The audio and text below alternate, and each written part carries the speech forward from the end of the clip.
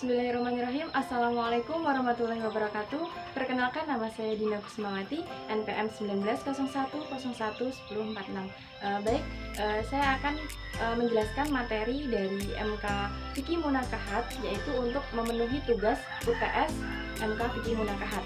Nah, di sini saya akan menjelaskan materi yang pertama mengenai pengertian pernikahan, yang kedua konsep peminang dan kafa'ah dalam Islam, yang ketiga syarat dan rukun pernikahan, yang keempat akad nikah dalam Islam, yang kelima wali dan saksi dalam pernikahan, dan yang keenam kedudukan dan jenis mahar dalam pernikahan, serta yang terakhir yaitu poligami.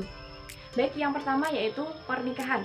Pernikahan merupakan suatu proses awal terbentuknya kehidupan keluarga dan merupakan awal dari perwujudan bentuk-bentuk kehidupan manusia. Perkawinan atau nikah menurut bahasa ialah berkumpul dan bercampur. Menurut istilah syarat ialah ijab dan qabul atau akad yang menghalalkan persetubuhan antara laki-laki dan perempuan yang diucapkan oleh kata-kata yang menunjukkan nikah. Menurut peraturan yang ditentukan oleh Islam, kata nikah menurut bahasa al-jam'u dan al-adamu yang artinya kumpul. Makna nikah atau zawaj bisa diartikan dengan akdu al-tazwij yang artinya akad nikah. Juga bisa diartikan yaitu was'u al-zaujah yang bermakna menyetubuhi istrinya. Pernikahan adalah sunnah Rasul yang apabila dilaksanakan akan mendapatkan pahala, tetapi apabila tidak dilakukan tidak mendapatkan dosa, tetapi dimakruhkan karena tidak mengikuti sunnah Rasul. Arti dari pernikahan adalah bersatunya dua insan dengan jenis berbeda, yaitu laki-laki dan perempuan yang menjalin suatu ikatan dengan perjanjian suatu akad. Suatu pernikahan mempunyai tujuan yaitu ingin membangun keluarga yang sakinah, mawadah, warohmah, serta ingin mendapatkan keturunan yang soleh dan solihah. Keturunan inilah yang selalu didambakan oleh setiap orang yang sudah menikah karena keturunan merupakan generasi bagi orang tuanya. Yang kedua ada konsep peminang dalam kafa'ah dalam Islam. Khitbah atau al-khatab berasal dari bahasa Arab dari kata yang sama yang berarti pembicaraan, dan jika terkait ihwal perempuan maka makna yang pertama kali ditangkap adalah percakapan yang terkait dengan masalah pernikahan. Khitbah berarti percakapan yang berkaitan dengan lamaran untuk menikah, sedangkan kosakata peminang berasal dari kata pinang atau meminang yang berarti meminta seorang perempuan untuk dijadikan istri dan bersinonim dengan kata melamar. Serta dalam bahasa Arab disebut khitbah yang dimaksudkan meminta seorang perempuan untuk dijadikan istri atau upaya untuk terlibat dalam hubungan perjodohan atau seorang pria dan seorang wanita dengan cara-cara yang baik atau ma'ruf. Hikmah dari adanya syariat peminang adalah untuk lebih menguatkan ikatan pernikahan yang diadakan sesudah itu, karena dengan peminang itu kedua belah pihak dapat saling mengenal. Kafa'ah secara etimologi adalah sama, sesuai dengan dan sebanding, sehingga yang dimaksud kafa'ah dalam perkawinan adalah kesamaan antara calon suami dan calon istri, sama dalam kedudukan, sebanding dalam tingkat sosial, dan sama dengan akhlak dan kekayaan. Hal yang ditekankan dalam kafa'ah adalah keseimbangan, keharmonisan, keserasian, terutama dalam hal agama, yaitu akhlak dan ibadah. Kafa'ah adalah hak perempuan dan walinya. Jika calon suami tidak setara dengannya, maka akad perkawinan ini tidak terlaksana kecuali dengan keridhoannya. Baik, yang ketiga yaitu saya akan menjelaskan mengenai rukun dan syarat pernikahan. Adapun rukun dalam pernikahan, yang pertama yaitu calon mempelai laki-laki, yang kedua calon mempelai perempuan, yang ketiga wali dari perempuan yang akan mengakadkan pernikahan, yang keempat dua orang saksi, yang kelima sikhot atau akad, ijab kabul, ijab yang akan dilakukan wali dan kabul yang akan dilakukan oleh mempelai pria. Adapun syarat-syarat yang harus terpenuhi adalah yang pertama dari calon mempelai pria yaitu tidak dalam keadaan ihram, haji atau umroh. Yang kedua kehendak sendiri, yang selanjutnya jelas sosoknya, yang kemudian mengetahui nama calon istri dan sosok orang tuanya, kemudian ada jelas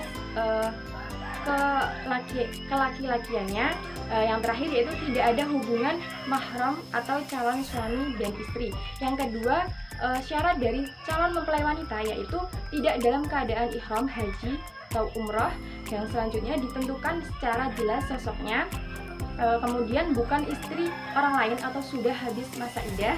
Yang terakhir jelas kewanitaannya. Syarat ya dari wali nikah yaitu kehendak sendiri atau tidak dipaksa, merdeka, beragama Islam, laki-laki, taklid atau baik, tidak fasik, tidak pikun atau penyakit lainnya, tidak dalam keadaan ihram. Kemudian syarat dari saksi, kehendak sendiri atau tidak dipaksa, merdeka, laki-laki, taklid atau baik, tidak fasik, tidak pikun atau penyakit lainnya, tidak dalam keadaan ihram, beragama Islam, mendengar selain wali. Baik, syarat untuk ijab qabul yaitu yang pertama ada sama dengan ijab qabul jual beli, yaitu antara ijab dan qabul tidak terpisah, tidak boleh digantung, tidak boleh dibatasi waktu, antara ijab dan qabul harus sesuai, dan yang kedua ada menggunakan kata-kata yang tegas. Kemudian saya akan menjelaskan materi mengenai akad nikah dalam Islam. Akad nikah terdiri dari dua kata, yaitu kata akad dan kata nikah. Kata akad artinya janji, perjanjian, atau kontrak. Sedangkan nikah yaitu ikatan atau akad perkawinan yang dilakukan sesuai dengan ketentuan hukum dan ajaran agama, atau secara sederhana bermakna perkawinan atau perjodohan. Akad nikah adalah perjanjian yang berlangsung antara dua pihak yang melangsungkan perkawinan dalam bentuk ijab dan qabul. Dalam suatu pernikahan, akad nikah merupakan suatu wajib adanya karena ia adalah salah satu rukun dalam pernikahan. Dalam hukum wajibnya, akad nikah dalam suatu pernikahan yaitu dalam firman Allah, Quran Surat An-Nisa ayat 21. Bagaimana kamu akan mengambilnya kembali, padahal sebagian kamu telah bergaul atau bercampur dengan yang lain sebagai suami istri, dan mereka atau istri-istrimu telah mengambil dari kemudian perjanjian yang kuat. Akad nikah dapat dikatakan sah apabila diucapkan dengan perkataan yang menunjukkan akad pernikahan dengan bahasa yang dipahami oleh kedua belah pihak. Oleh karena itu, dalam melaksanakan ijab dan qabul harus menggunakan kata-kata yang dapat dipahami oleh masing-masing pihak yang melangsungkan akad nikah sebagai pernyataan kemauan yang timbul dari kedua belah pihak, dan tidak boleh menggunakan kata-kata yang samar atau tidak mengerti maksudnya. Kemudian saya akan menjelaskan mengenai wali dan saksi dalam pernikahan. Wali dalam pernikahan adalah seseorang yang bertindak atas nama mempelai perempuan dalam suatu akad nikah. Akad nikah dilakukan oleh dua pihak, yaitu pihak laki-laki dan dilakukan oleh mempelai laki-laki itu sendiri dan pihak perempuan yang dilakukan oleh walinya. Kemudian ada syarat-syarat wali. Yang pertama yaitu balik, di mana wali itu dituntut harus sudah balik, bisa membedakan mana yang hak dan yang batil, mana yang baik dan mana yang buruk. Yang kedua yaitu laki-laki, seorang wali haruslah laki-laki. Dan yang ketiga merdeka, wali itu bukan budak atau hamba sahaya. Kemudian yang keempat agamanya sama, dalam artian antara seorang pengantin dan wali harus beragama Islam atau beragama sama. Yang kemudian ada yang kelima, bisa melihat atau bisa menilai. Seseorang wali harus bisa melihat siapa yang akan menikahi anaknya dan menilai apakah ia laki-laki baik atau tidak. Yang keenam yaitu bukan orang fasik, pendusta, atau bisa diterima persaksiannya. Kemudian saksi dalam pernikahan adalah suatu kabar yang diketahui oleh seorang wali atas sebuah pernikahan. Akad pernikahan sudah semestinya disaksikan oleh dua orang saksi demi terwujudnya kepastian hukum serta menghindari sanggahan dari pihak-pihak yang berakad di belakang hari. Kemudian ada syarat-syarat saksi. Yang pertama yaitu dua orang saksi, berakal sehat, balik, adil, merdeka, beragama Islam, dan bisa mendengar. Kemudian saya akan menjelaskan mengenai kedudukan dan jenis mahar dalam pernikahan. Istilah mahar merupakan pemberian yang dilakukan oleh mempelai laki-laki kepada mempelai perempuan yang hukumnya adalah wajib, tetapi tidak ditentukan bentuk dari jenisnya, besar dan kecilnya, dan dalam Al-Quran merupakan al-hadis. Dalam Islam disyariatkannya membayar mahal hanyalah sebagai hadiah yang diberikan seorang laki-laki kepada seorang perempuan yang dipinangnya ketika laki-laki itu ingin menjadi pendampingnya, dan sebagai pengakuan dari seorang laki-laki atas kemanusiaan, kemuliaan, dan kehormatan perempuan. Karena itu dalam Quran Surat An-Nisa ayat 4 Berikanlah mas kawin kepada perempuan yang kamu nikahi sebagai pemberian yang penuh kerelaan. Mahar merupakan kewajiban yang harus dipenuhi dalam sebuah pernikahan, karena mahar sebagai pemberian yang dapat melanggengkan cinta kasih yang mengikat dan mengukuhkan hubungan antara suami istri. Mahar yang harus dibayarkan ketika akad nikah hanyalah sebagai wasilah atau perantara, bukan sebagai goyah atau tujuan. Karena itu Islam sangat menganjurkan agar mahar atau mas kawin dalam pernikahan itu dipermudah. Kemudian ada macam-macam mahar. Macam-macam mahar dibedakan menjadi dua, yaitu mahar musamma dan mahar mitsil. Yang pertama yaitu mahar musamma, merupakan mahar yang jelas dan ditetapkan bentuk dan jumlahnya dalam sigot akad. Jenis mahar ini dibedakan menjadi dua, yaitu yang pertama mahar musamma muajjal, yang artinya mahar yang segera diberikan oleh calon suami kepada calon istrinya, menyegerakan pembayaran mahal termasuk perkara yang sunnah dalam Islam. Yang kedua ada mahar musamma ghair muajjal, yakni mahar yang telah ditetapkan bentuk dan jumlahnya, akan tetapi ditangguhkan pembayarannya. Yang kedua macam-macam mahar yaitu mahar mitsil, yang artinya mahar yang jumlah dan bentuknya menurut jumlah dan bentuk yang biasa diterima keluarga pihak istri, karena tidak ditentukan sebelumnya dalam akad nikah. Kemudian yang terakhir saya akan menjelaskan mengenai poligami.